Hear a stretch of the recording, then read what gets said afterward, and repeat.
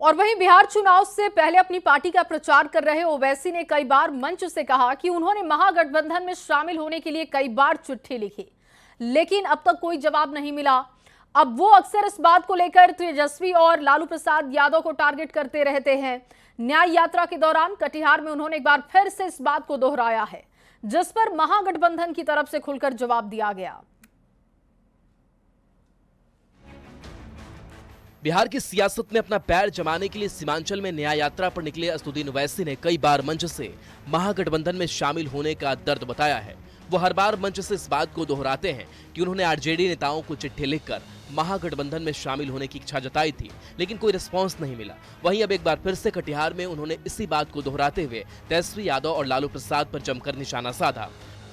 हमने सब कोशिश कर ली गठबंधन में जाने के लिए, खत लिख दिया लालू जी को, तेजस्वी को।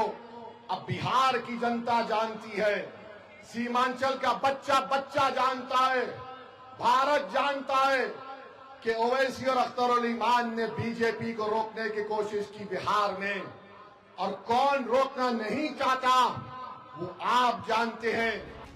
ओवैसी भले ही बार बार बयान देकर भले ही ये बताने की कोशिश कर रहे हैं कि वो महागठबंधन में शामिल होना चाहते हैं, लेकिन कांग्रेस ने साफ कर दिया कि महागठबंधन में उनके लिए कोई जगह नहीं है। हमें नहीं मालूम कि ओवैसी जी ने किसको चिट्ठी लिखी और किसने वो चिट्ठी पढ़ी, किसने जवाब नहीं दिया, लेकिन सच ये है जो तेजस्वी जी कह रहे हैं कि उनको तो कोई चिट्ठी मिली ही नहीं है। ओवैसी जी लगातार अपने बयानों से, अपने राजनीतिक कदमों से भाजपा को फायदा पहुंचा रहे हैं। आरजेडी को ओवैसी की दोस्ती भले ही पसंद नहीं आई हो, लेकिन बीजेपी का कहना है कि दोनों ही दल बिहार चुनाव में खुद को मुसलमानों का हितैषी बताने के चक्कर में लड़ रहे हैं। मुसलमानों के नाम पर चुनावी दौर में अपना उल्लू सीधा करने वाली असदुद्दीन ओवैसी की पार्टी और राष्ट्रीय जनता दल दोनों ही एक दूसरे से लड़ने भिड़ने के लिए तैयार है।